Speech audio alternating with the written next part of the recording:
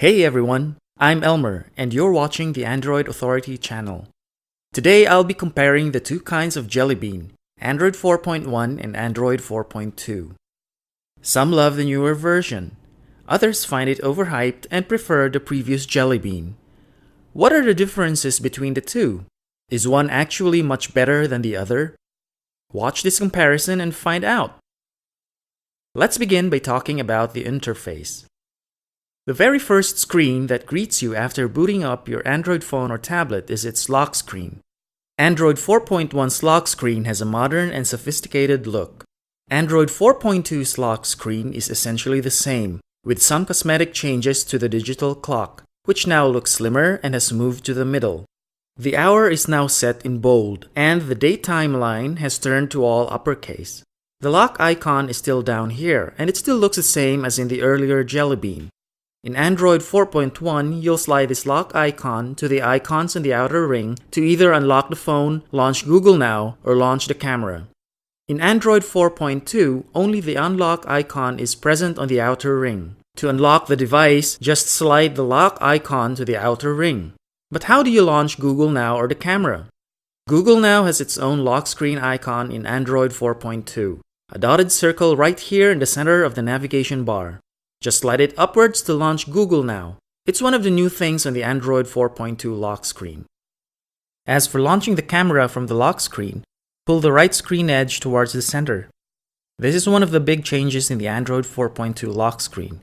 In fact, the edges of the Android 4.2 lock screen are now functional. The top edge, of course, is for the status bar and notification shade. The bottom edge is for Google Now.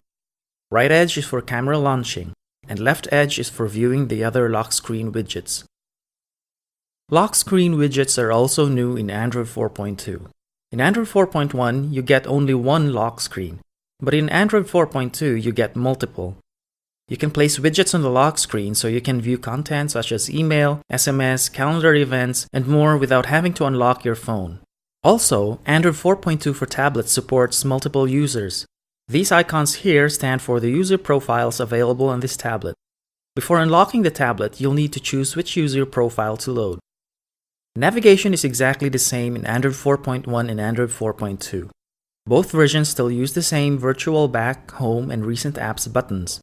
The Android 4.2 home screen is practically a carryover from Android 4.1, with only minor differences, such as the arrangement of default app shortcuts or folders, and a redesigned analog clock on the main home screen.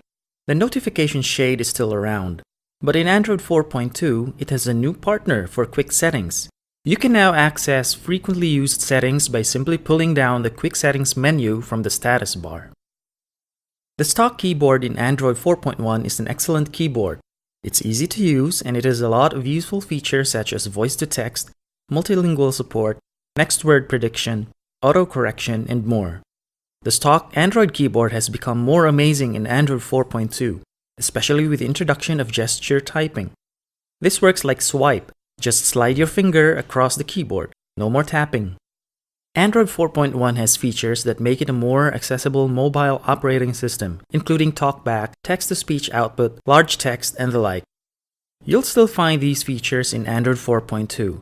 Plus, a few new accessibility options have been added, including magnification gestures, which lets you magnify the display. Explore by Touch for touch navigation coupled with voice feedback, and Accessibility Shortcut for quickly toggling the accessibility features with a button and touch combo. Let's now shift our attention to the communication features in both Jelly Bean versions. Both Jelly Bean versions use the People app for managing and organizing contacts. Not much has changed here, save for the app version number. Similarly, both Jelly Bean versions use the same stock Android phone app. So you'll still get 3 tabs here for the dialer, call logs, and people. Android 4.2, however, offers a better call logs list because you can now filter your call logs. The messaging app handles composition, sending, receiving, and managing SMS and MMS messages. Android 4.2's messaging app works essentially in the same way as Android 4.1's. But the newer Android includes a cell broadcast option, which lets you receive important alerts about emergencies and threats to life and property.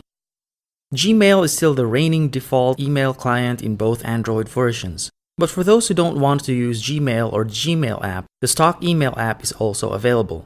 The email app in both Android versions supports POP3, IMAP, and Exchange protocols. The app drawer is exactly alike in both versions of Jelly Bean. Not much has changed here either. The app icons are still arranged on a grid, and you still get separate tabs for apps and widgets. Apps and widgets management hasn't changed much in Android 4.2. Installing and removing apps is still very much like in Android 4.1. The Google Play Store, of course, is still the primary and preferred source of apps. You'll still need to grant permissions to apps that you want to install. And of course, you can still install apps that you got from other sources other than the Play Store. Among the changes I noticed is the absence of the Latitude app in Android 4.2. However, Latitude can still be accessed from the Maps app, like in Android 4.1. The analog clock widget in Android 4.2 also underwent some transformation from Android 4.1. I actually like the new one. Android 4.2 also comes with a digital clock widget, which Android 4.1 was deprived of. And while we're talking about clocks, the clock app in Android 4.2 has greatly improved. It now includes tabs for a stopwatch and a countdown timer. I also noticed some improvement in the app info screen in Android 4.1. Although the app info page remains essentially similar to that in Android 4.1, I appreciate the improvement in the list of app permissions. I find the new permissions list easier to understand than the one in Android 4.1.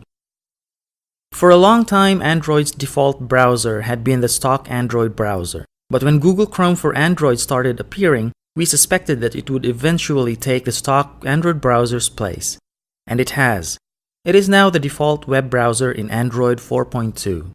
Though the Chrome takeover will not come as a big surprise among tablet users, Chrome has been the default web browser on tablets starting with Android 4.1.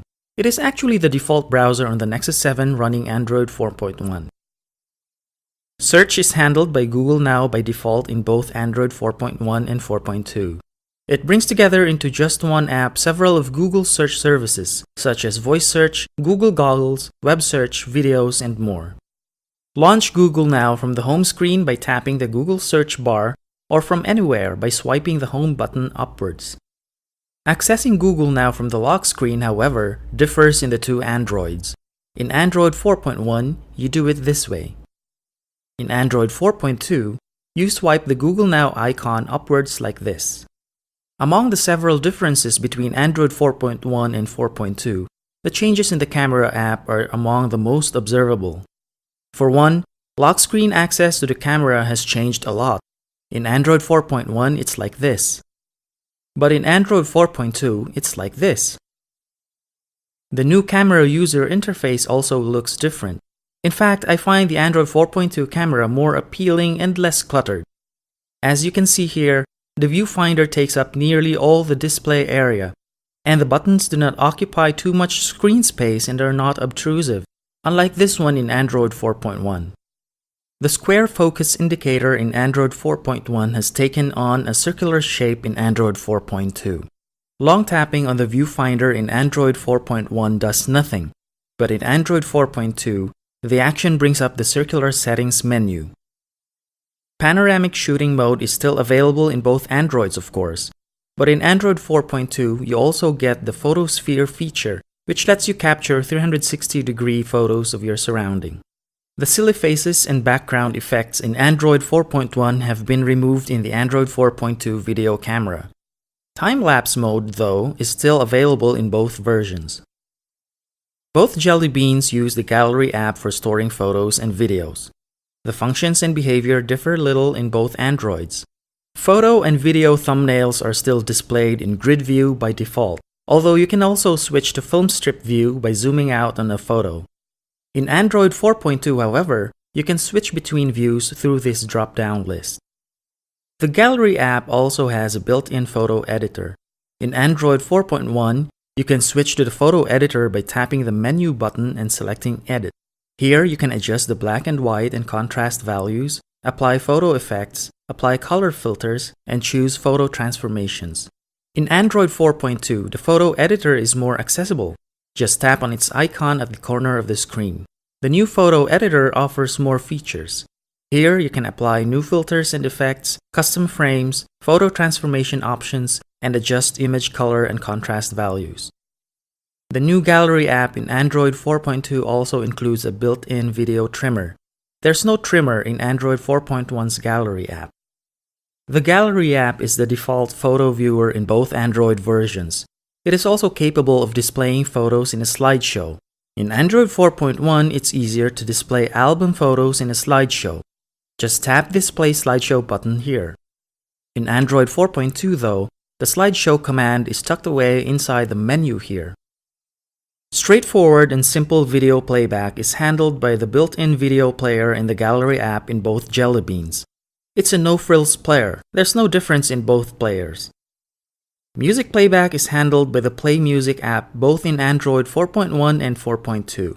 So you can enjoy features such as the music organizer for your local and online music files, sorting your music files according to playlist, artist, album, and so on, a 5-band equalizer, equalizer presets, creating and managing playlists, and more.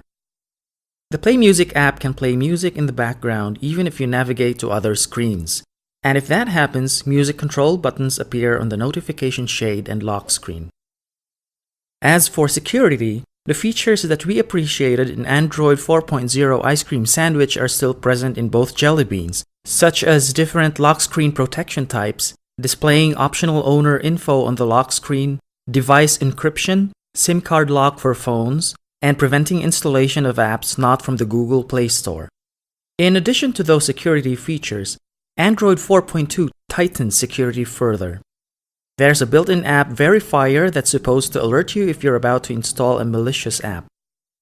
The list of Android permissions prior to app installation has also been improved a bit. I find the permissions easier to understand in Android 4.2. Even the permission list on the app info page in Android 4.2 is better described and easier to read compared to the bulleted list in Android 4.1. Each permission on the list is also described if you tap on it like this. There are also new or improved features in Android 4.2 that I believe are also important. For instance, the changes to the Developer Options menu. This menu is present and visible in Android 4.1 Settings menu, but in Android 4.2, it is hidden, and for good reason, I believe. An average user like me will hardly need to fiddle with developer options. Doing so just might even cause my device to function below optimum level. There are additional developer options in the Developer Options menu too. Another new thing in Android 4.2 is support for multiple users. This one though is available only on tablets, and understandably so, because tablets are usually shared devices. The multi-user feature lets you set up several profiles, each one with different settings. A user profile can be secured with a password too. You can select which profile to load at the lock screen. Android 4.2 also brings customizable screensavers in the feature called Daydream. The screensaver activates when your device is charging or when it is placed on its dock. You can choose to play a customizable clock, a wallpaper with changing colors, trends from Google Currents, your photos in a slideshow, or a photo table. Also, through Android 4.2's wireless display feature, you can wirelessly stream slideshows, movies, videos, or games from your device to a supported HD TV. Android 4.2 certainly brought several new features and improvements, especially in the camera app, support for wireless display, multi-user support on tablets, tighter security, and several changes to the interface. While some argue that these changes are not major ones, I do find them significant and important. I personally don't think Android 4.2 is the biggest wave of change in Jelly Bean, which is why I'm looking forward to the next major update, Key Lime Pie. What about you? Is Android 4.1 good enough for you? Or are the changes in Android 4.2 attractive enough for you to want it so bad? Let us know in the comments. Get more Android news and reviews at androidauthority.com and from our YouTube channel. This is Elmer. Thanks for watching. May the light side of the Android force be with you.